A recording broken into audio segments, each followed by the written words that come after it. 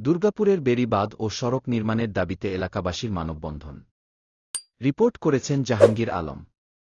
নেত্রকোনা জেলার দুর্গাপুর উপজেলার কাকিরগ্রা ইউনিয়নের ৯ নং ওয়ার্ডের নগুয়া থেকে ঢেউটুকোনো বাজার পর্যন্ত ৮ কিলোমিটার বেড়িবাঁধ ও সড়ক নির্মাণের দাবিতে মানববন্ধন অনুষ্ঠিত হয়েছে। রোববার ৩ আগস্ট দুপুরে ঢেউটুকোন বাজারে চকপাড়া, ঢেউটুকোনো, কৈলাটি, নয়াপাড়া ও গন্ডাবের গ্রামবাসী এই মানববন্ধন কর্মসূচির আয়োজন করে।